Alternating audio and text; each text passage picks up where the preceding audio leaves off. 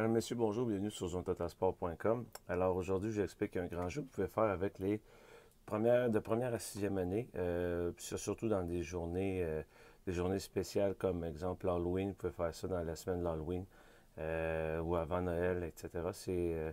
C'est des jeux qui sont bien appréciés de la part des élèves. Disposition, qu'est-ce que ça prend? C'est très simple. Des cônes ici, ainsi qu'un tapis de gymnastique pour faire le château de la sentinelle.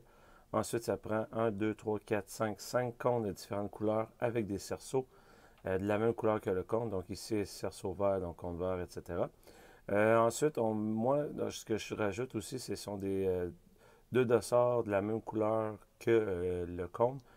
Ce sont des passeports de jeu. Pourquoi? Parce que ça permet aux enfants de comprendre que pour embarquer sur le jeu, ça prend un passeport de jeu, donc le dossard de l'équipe. Sinon, il ne peut pas embarquer sur le jeu. Et les autres sont assis à la file indienne. Ensuite, disposition, ça prend des cachettes. Donc, ça peut être une fosse, un but de hockey debout avec des tapis de gymnastique. Ici, ça peut être des tapis de gymnastique en accordéon qui se plient en quatre, comme celui-ci. Donc, même si vous n'avez beaucoup utilisé plus ça, c'est beaucoup plus facile à ranger par après que tous les autres gros objets. Ensuite, ça prend beaucoup d'anneaux ainsi que des sacs de fèves pour pouvoir. Dans le fond, c'est le trésor de la sentinelle. OK? Donc, le but du jeu dans le fond des 5 équipes, c'est réussir à se faufiler jusqu'ici dans le château sans se faire voir par la sentinelle. Un coup qu'il est dans le château, il prend soit un anneau ou une poche, pas les deux, pas 10, pas 15 objets, un à la fois. Et lorsque la sentinelle fait le décompte, retourne dans son équipe, toujours sans se faire voir, lorsque c'est réussi. Donc, si, exemple, c'est le bleu sera jusqu'ici sans se faire voir, dépose l'objet, donne le passeport de jeu à la prochaine personne. La prochaine personne attend le signal pour pouvoir marquer sur le jeu et celui qui a fait le parcours s'assoit à la file. Donc, ça, c'est le but du jeu pour les équipes ici. Le but du jeu de la sentinelle, elle, ce qu'elle fait, c'est qu'elle compte 1, 2, 3, 4, 5 jusqu'à 5 ou à utiliser un signal sonore quelconque. Ça peut être ce qu'on utilisait souvent, nous autres, c'est un tambourin que vous pouvez emprunter dans la classe de musique.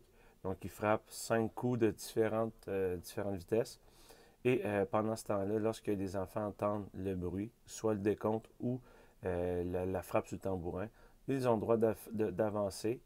Et lorsque la sentinelle a frappé des 5 coups, a compté jusqu'à 5, se retourne et regarde dans le jeu. Si elle voit une personne, exemple son pied, oh, je vois soulier blanc, exemple. Donc là, exemple, dans le fond, la sentinelle va voir, dit, oh, je t'ai vu. Donc, si elle te voit, la personne se relève. Si elle avait un objet dans les mains, elle va la reporter ici et retourne dans son équipe, remet son passeport de jeu et va s'asseoir à la file. Même s'il n'y a pas d'objet dans les mains, s'il se fait voir, il est éliminé. Donc, il va s'asseoir à la file. Donc, à la fin de la partie, on compte combien il y a de poches et d'anneaux dans les cerceaux. Et l'équipe qui a le plus d'anneaux de poches, c'est celle qui remporte. Moi, ce que je faisais aussi, c'est que je leur donnais des médailles virtuelles. Exemple, médaille d'or, médaille d'argent, médaille de bronze, médaille de chocolat et médaille de spaghetti. Les enfants trouvent ça bien drôle. Et c'est toujours, dans le fond, un petit plus pour eux autres. Tout le monde est gagnant, dans le fond, pour le jeu.